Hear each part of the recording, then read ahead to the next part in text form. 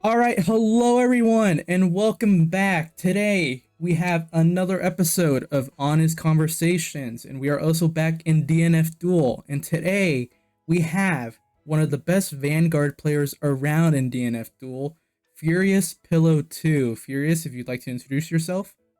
Yo, what's going on, guys? Yeah, as you said, I'm Furious Pillow, and self-proclaimed best Vanguard NA. Fight me about it if you want. But yeah, thanks for having me on. Glad to have you here. All right, so we're gonna go ahead. Y'all already know the format by now. We're gonna go ahead and start a first to 10. And while we're doing that, we're gonna talk a couple things, including Vanguard, but also the game itself. Yeah, absolutely. So to But start yeah, to go start ahead. this off, I'm gonna ask you one thing. Mm-hmm. What's up? Why Vanguard? Oh, dude, the buttons, man. It's all about the buttons.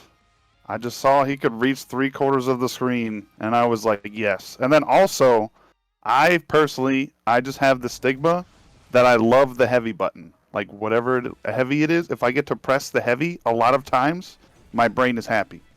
And Vanguard literally gets to do that. So, I mean, he was the perfect character. I was gonna say it sounds like a match made in heaven. Yep, absolutely. So do you feel like most of people's perspective is that Vanguard is at the highest a mid tier, but most people have him as the low tier. Some even have him as the worst character in the game. How do you feel about those that perspective on him? It's so weird because, like, honestly, my perspective about him has been changing, like, constantly. I feel like in the beginning, I thought everyone, like, didn't know what they were talking about because I thought he was really good. But then people started learning the matchup, and then I started playing more top tiers in tournament, and I'm like, oh, this character's bad. And then I start making, like, other people that do know the matchup start sweat again, and I'm just like, wait, is he actually kind of good? I don't know. So, it's like a weird. I don't know. I keep going back and forth because I'm just like, you look at the top tiers in this game, and you're just like, man, they have like so much good stuff.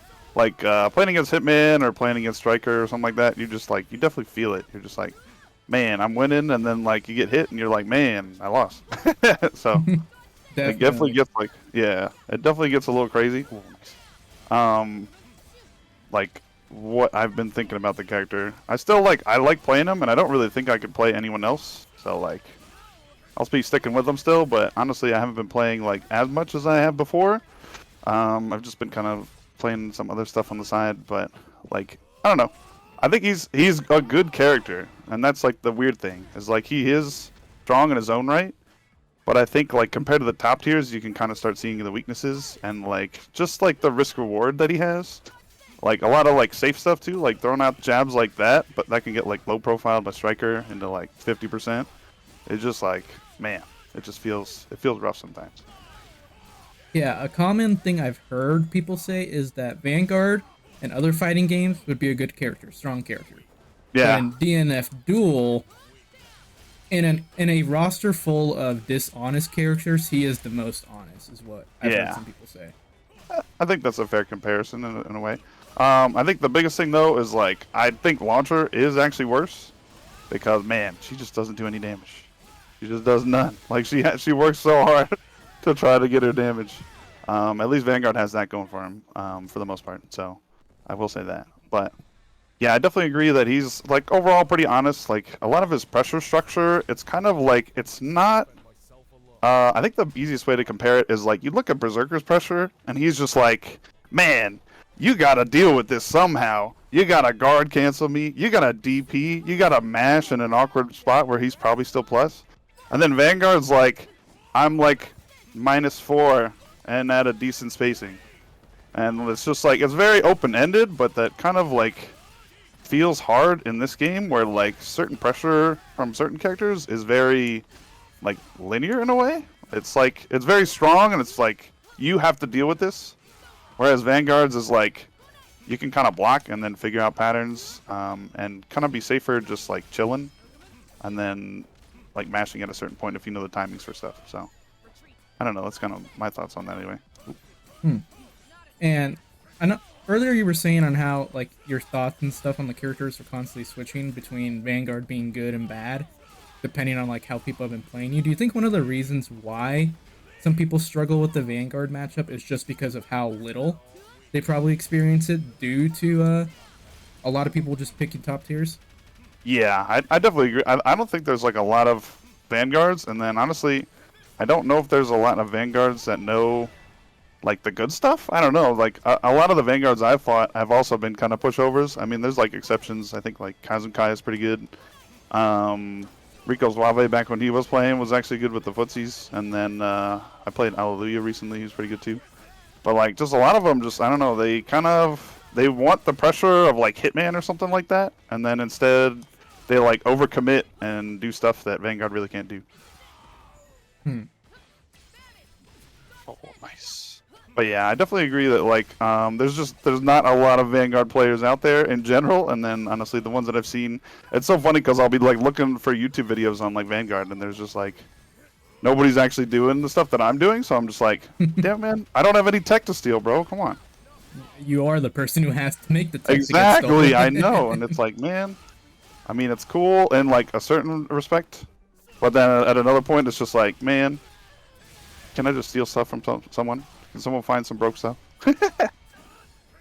Oh no. Yeah, Vanguard to me, like it's just he's such a weird character because I feel like he's really good, but at the Yep. same time, I also understand all the like issues he has, mainly that DP. Yeah, the DP, it's pretty rough. I don't think it's actually that bad, but like, it's certain scenarios that really annoy me is like, Enchantress runs up on you and does throw, and like, it just whiffs on her standing right there, and I was like, dude, why?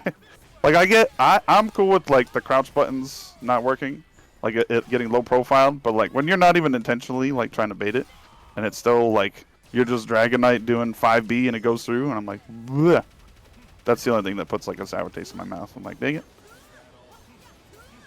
Yeah, it's very understandable. Like, I mean, it just keeps going back to that whole thing about being honest. Vanguard is very honest, and it's crazy to see a character like that in DNF Duel compared to how most of the other characters are, with most characters having something about them that is broken, such as Hitman, his awakening, Ranger, the guard break, Dragonite, the insane mana regeneration. Yep. And Vanguard, Yeah. it's like, He plays footsies pretty good. yeah, he can hit you pretty far. Well, Yeah. unfortunately, so can half the cast. So it's Yep. like There's that's a not few, really the biggest advantage here, but Yeah. But another weakness I actually think is his like lack of low commitment neutral options. I think kind of holds him back too, and that's one of the things that like Berserker has in comparison, and even like Ghostblade. Like they just have buttons that they're totally allowed to whiff. Like if you see a Ghostblade whiff 5B from max range, it is really hard to whiff punish that. Like you got to be on point. But then and like Berserker like whiffing 5A or 2A or something like that, it's really not too bad. But then you see like me like get my 5A low profiled, which is like a big one. So like 5A is not really the most consistent check, and then like I can't 2A because 2A goes nowhere. Like I have to be like right next to people, and it's weird because like I'm supposed to be the spacing character. So it's just like that's another thing that like other characters kind of have. And then like my B buttons don't go into solid pressure, so using them isn't the best because like I have to go into M buttons, and that gives conversion, which is not always the best. And then like just throwing out B buttons in neutral is very scary because if someone rolls it, I usually get punished. Or even if I do like 2B and then they jump it, like I also get punished. yeah, So it's just stuff like that. That's like it feels all high commitment, and it's like still the similar reward that other people get. So that's like another flaw that I kind of think they should maybe look into, because like I understand like his range is ridiculous. So like they obviously don't want his pressure to be uninteractive. Like the one thing that is really annoying with Ranger is like how strong his guard break is, and sometimes it feels uninteractive. Stuff like that. I think they were kind of afraid of that happening with Vanguard with his range too, because he can already like space out DPs and stuff. So that could have been a reason why they left him, a little bit more open-ended and a little less, strong at guard breaking and stuff like that. But I don't know. It just seems like other characters can still do it, so I'm not really sure why they left it out for him. Yeah, that's a very good idea, like way of looking at it in terms of why he is the way he is, in terms of how they already saw what Ranger was, and they're like, we don't want to make it two of them on the roster. It was like, well, there's already one. It's like, Yeah, they're like, we can have one on the roster, we can't have two. Come on now, that's insane. Right? It's like, So, whoa, way too many there, way too many. so we know yeah, that for December they're planning to have an only buffs patch apparently. Yes. What And do you think? Oh, go ahead. I'll give you two ways of two questions on this. What Yeah, would sure. be your ideal buffs to Vanguard, and what do you think he'll actually end up getting? Gotcha. The ideal buffs could be like really long. We were actually, I was brainstorming with a couple of the other Vanguards like Kazukai, and Alleluia. Like what we wanted. I think the biggest two are obviously like the DP being a little more consistent. I'm cool with it being low profiled again, but like when you're right in front of me whiffing a standing button and it doesn't reach, I'm like, dude, please. So that I would like to be adjusted a little bit. And then the other thing is like 5A being low profiled is pretty rough. So any way they could make that a little more consistent too. Specifically, like I don't mind that striker can like 2B under it because I feel like that's a high commitment kind of thing to do. But like when they can just run up and just crouch and it just whiffs, then I'm like, oh god, like stuff like that is really bad. Like round starts against Enchantress, I can do 5A, and if they know I'm going to 5A, they just neutral duck, go under it, and then whiff punish me. And I'm just like, oh my Jesus. Like this is supposed to be the low commitment option. Why am I dying and getting put in the corner into infinite block strings I can't DP out of? So, those two I think are actually my biggest like buffs. Making 5A a little more consistent, making DP a little more consistent. I think those are like the two main things, honestly, that I want and I think they could do. But honestly, how to buff him is like so open-ended because like if they want him to do more guard damage, they can make him do more guard damage. Because honestly, when he has his passive, it's actually hilarious. Like he becomes Hitman. Like it's so funny. I block string people like twice, and then they die, and I'm just like, wow, this is what Hitman feels like, right? This is great. But it only happens when I have passive, so they could like buff that so his pressure's a little more scarier and forces more action from the opponent. But that could also, you know, lead to some inescapable scenarios that we already know with Ranger that are very tough to deal with and stuff like that. So I'm not sure if I would prefer them to go that way, but they could go that way. I'm trying to think how else they could buff him. Oh, one of the coolest buffs that I have heard, and I would be super down for, is if he could do like A or B buttons into S buttons. Because currently right now he can't actually cancel into it. He has to just like start with an S button to do his S string pressure. And that's kind of like hard because obviously they're slower than some of his other buttons. So like being able to use like 5B, 2B, and then go into like 5S, even if there was gaps and stuff like that, would be sick. Up close, if he could do like 2A, 2S to launch them, that would be dope. Like I feel like it would really open up a lot of pressure options. And I think the way his scaling on his combos work, I don't think it would make his damage too much crazier than it already is. Like I think it's pretty on par with everyone. So I was unaware that he wasn't able to link between those two. yeah, like you have to go from A to B to M, or you just have to do A and B and then hope they didn't press. So honestly, like that's kind of a bigger weakness. It's similar to like Crusader. Crusader can he can only do like A. Honestly, he can't link into anything. Like he has to do A or B or S. But for him, he has wall, and that like honestly having a meter move that leaves him plus like changes the dynamic of it, I think. Because like if I want to stay safe and I use meter to stay safe and then push you out, you now have conversion, and a lot of characters have neutral skips with conversion. So like even though I'm good at controlling the neutral, it's still kind of a crazy scenario because I'm dealing with like Hitman success conversion, where obviously I can't block it because then I'm in the mix. Stuff like Ghostblade success into it. same thing. Just like a lot of neutral skips or like neutral interactions become way safer with conversion, and it's just kind of hard to like stay safe with Vanguard and also deny my opponent the option to have conversion. So like being able to cancel from A and B to like S would open up a lot of stuff. I think that would be super sick. Yeah, I mean, I'm not the biggest Vanguard person. I'll admit I don't know much about him, but at least just from listening to that, I don't feel like any of that would be too much or unwarranted. I feel like a lot of those are really good points that I can actually see all of them being implemented. I would hope. Yeah. I would hope they would at least implement the linking between the B, A, and the skill buttons. I feel like I feel like him not having that is a huge detriment considering how much the rest of the cast is allowed to do that. Yeah. I mean, like obviously I get S buttons into S buttons, but it's like I don't know.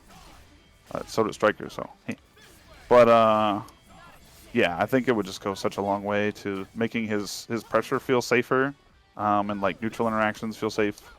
Especially after like my DP, 5B is the only thing that's like truly meaty, and I feel so scared to use it, because like if they block 5B 2B, then I'm like, do I give them conversion or do I mind game them and not give them conversion and maybe they punish me? I don't know.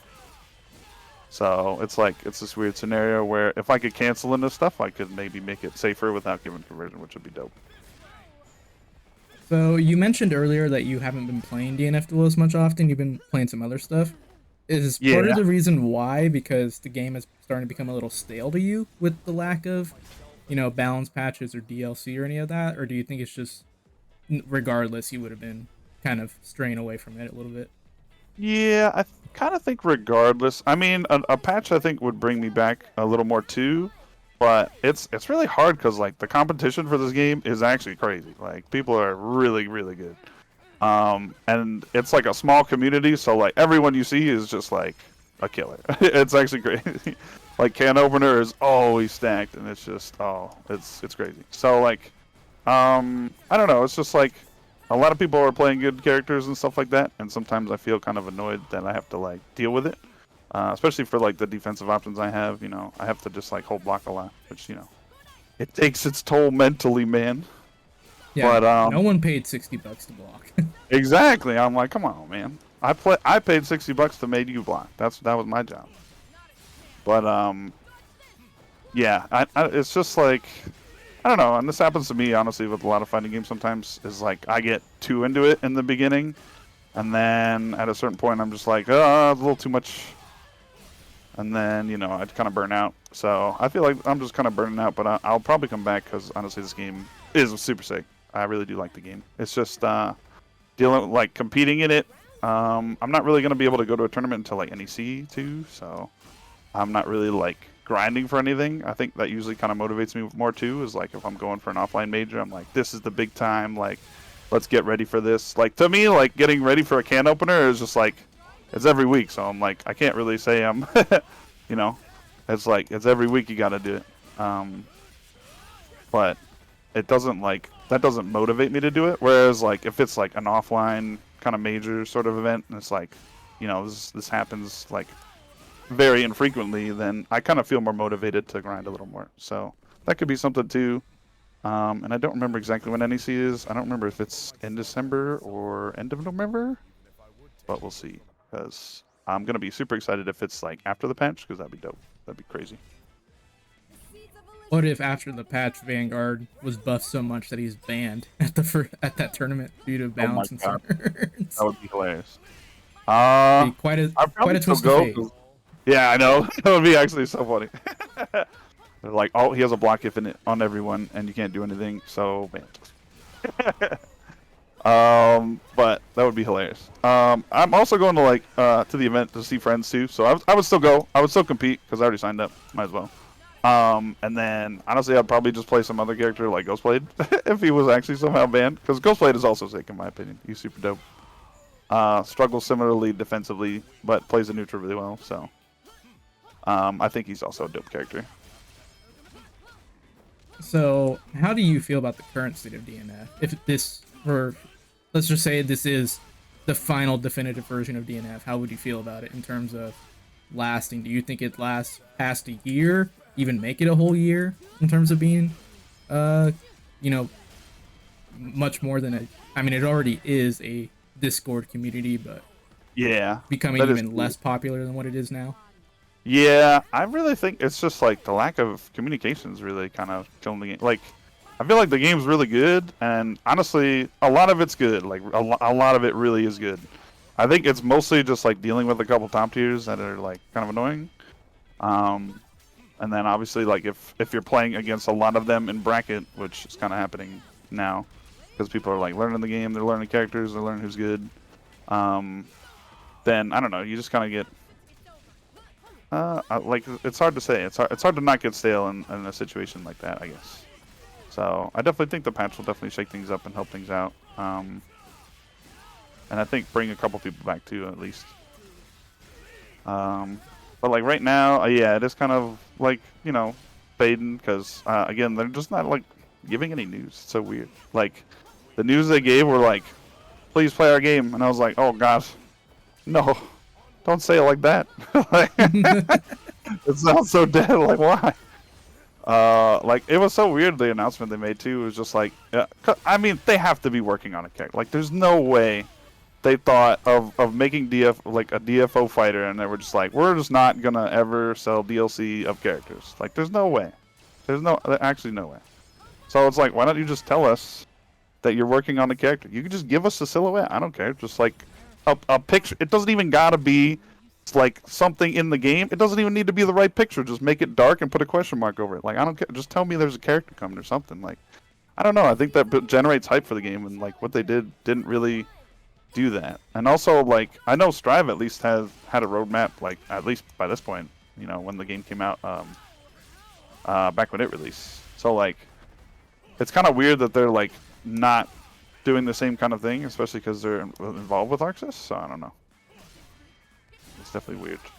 Yeah, I'm not gonna lie. Even if they told us, yeah, we might be adding a DLC character, that would have got me hyped. I would have been like, oh, there's a chance they might say no, but there's a chance at this point. Exactly, yeah, yeah. They didn't say anything. They're just like, we're working on stuff. And I was like, that is just slightly too vague. You could have made it really vague, but that was just unfortunately too vague. Like, I don't know, stuff like that would have definitely, I think, breathed life into the game too. And just like a roadmap of like what they were gonna do. I guess they kind of like did with the patch, in a way, like saying that there was gonna be one, which is good. But I don't know, with the first patch, like being pretty bare bones, I think people were kind of like hoping for more. I don't know. Yeah, do you have a fear about this next one also being kind of bare bones, or do you think it'll actually overall Um, be pretty substantial? I mean, the fact that they said all or at least mostly buffs, that's how I took it. I don't know. Someone told, like, I don't remember where I heard it, but someone was like, they mistranslated it and they actually said it was gonna be mostly buffs, and I'm like, okay. I mean, still, that sounds fine to me, whatever. But if it is pretty bare bones too, I'm kind of okay with that as long as they hit like the problem characters to me. And honestly, like the biggest problem character for me is actually Striker, which is weird, because like on paper, Vanguard just like bodies her, absolutely. But then, like people found out that she has instant overhead jump B on him, and the matchup completely changes, like absolutely completely changes because you can't get touched. Like that's like one of the things I'm definitely hoping they actually change. That's not like a Vanguard buff, but if they change it, it would be so massive because that matchup is just it's so obnoxious. Like you can win it, but like you just have to never lose neutral, and like that's such an unrealistic expectation against a good player. So it's like because the biggest problem is she does jump B, instant overhead jump B, and then she does dive kick, right? And that's her confirm, but it's also a block string. And then her dive kick is so plus on block that it sets up another instant overhead jumping. So it's just a loop, man. It just keeps going. Like you have to find a way out. And if they do a meaty dive kick, you actually can't roll it. You can't DP the instant overhead. So you have to block it, and then you have to block the dive kick, and then she's plus, and then you have to block another one. And I'm just like, I don't actually know how to get out of this, man. You just gotta block forever on like 50-50s, and she just has to like just switch them up a little bit, and then also she still has like good block swing pressure, so it's not like she can't do that either. So like she just has too much tools like against Vanguard with that one interaction. If they got rid of that, that would change like that matchup completely, I think, which would be crazy. Because like I think zoning her out isn't too bad, but like if I just get hit, I just might lose, and that's like so frightening. I think Hitman kind of does a similar thing with like his mix. I don't think his is actually too bad though, because I don't get like 50%ed sometimes off of an overhead. I think Hitman at least has to do a bunch of hits to like, you know, make the damage happen. Unless he's an Awakening, but that's a completely different story. But yeah, so like if they just touch like the top tiers a little bit, like they touch like some Hitman stuff, honestly just make his DP a little bit, like a couple more frames so everyone can roll and throw punish consistently. Instead of being like scared for their life to roll it and then scared for their life to try to throw after, even though he's -5.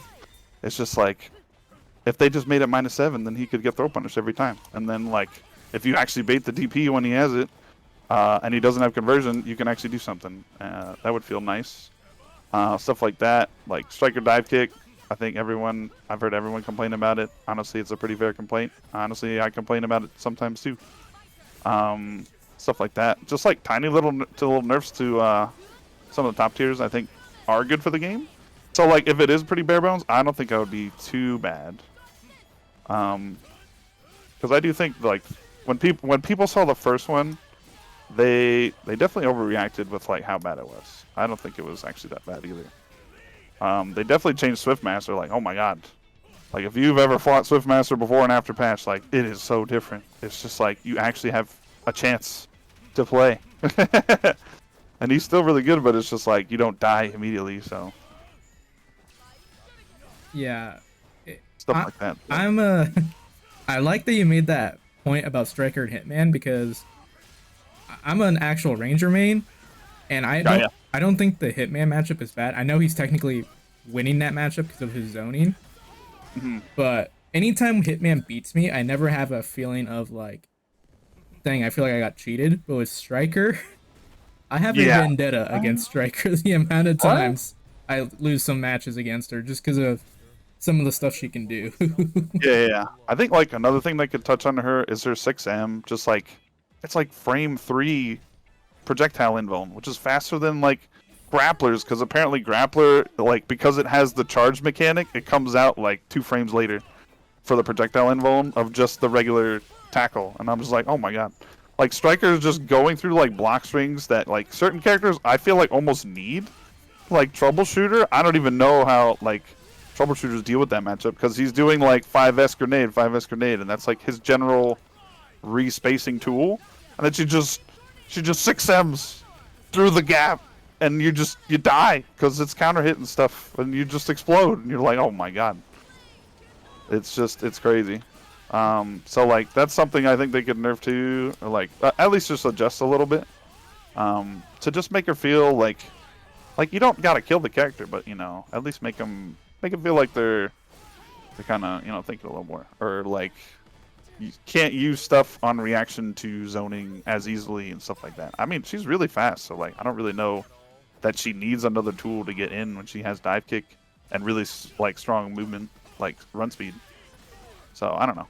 That's like another thing that will just be like, it would go a long way. It's like such a little change, I feel like, but it would go such a long way. Yeah, I mean, in my non-biased understanding, Striker is a fine character. She has some stuff that can be adjusted, like you said, but I don't want to see that character die, because Striker is a dope character, all things considered. Yeah, I agree. From my biased point of view, I want that character nerfed into the ground. Yeah. I've had enough dive kicks for my life. Yep. Yeah. I'm sure that matchup is just, it feels bad, because honestly, like, it's like a crapshoot if you DP'd in time to beat her dive kick, or if she just recovers before you hit, and you're like, no, why'd I die? I was trying to anti you. It's like stuff like that. I just feel like it would feel better for like both sides. Like, you know, it can feel good as like a Striker player to like finally make it in. I mean, I know Launcher kind of gives her some problems with 5A, but then like dive kick comes into play, and then it gets really scary after that. All right. So it's just, yeah, it's just tiny stuff. Like, I really wouldn't be mad if they made like a smallish patch like they did initially with like mostly Swift Master changes. Oh, nice. Um, well, I mean, we'll just have to see, especially if they said they're gonna buff everyone. White life, let's go. Dang it. All right. All right. Well, for the final question of the video, this actually comes from a fan. Okay. They asked, Furious Pillow, did you choose your name due to people falling asleep during Vanguard combos? Damn. Damn. That's pretty good. The origin of the name is actually pretty funny. I mean, the original thing was I was playing some Flash game as a kid, and I saw the name and I thought it was too damn hilarious, bro, and I had to swipe it. But also my lucky number's 2, so it works out. I'm the second one, man. But then I go around telling people the lore is I'm basically like Yoshimitsu, where he has to kill the guy named Yoshimitsu to take the title of Yoshimitsu. So the lore is I had to destroy the previous Furious Pillow to become the second Furious Pillow. I'm not gonna lie, that's a dope ass backstory. Right. Thank you. Well, thank you, Furious Pillow, for being here. I really do appreciate it. You dropped a lot of really good knowledge. I really enjoyed the conversation we had. Where can people find you if they want to see more of you after this? You can follow me on Twitter. It's at Furious_Pillow2. Pretty much just like my tag in game. Also on Twitch, I occasionally stream. I've been slacking on that lately, but when I do play in tournament with Vanguard and stuff like that online, I definitely stream. So go follow me over there. It's the same thing, Furious_Pillow2. And also I do have a YouTube channel. It's just Furious Pillow. You can look me up, but I haven't really posted on there in a while either. So, but if you want to follow me, that's where to find me. Yeah, I think that's pretty much it. All right. Well, guys, if you enjoyed the video, you already know what to do. Make sure you hit the like button, hit the subscribe button on not only this channel, but also on Furious Pillow's channel as well. So that way he'll get back to YouTube and be able to upload some Vanguard combos that you guys can steal from. Since apparently we're lacking on that in the DNF community. So thank you once again, Furious Pillow, for being here. Guys, I hope you enjoyed the video. Make sure you comment on who you might want to see here next. I'm open to collaborate with anyone, and we will see you all next time.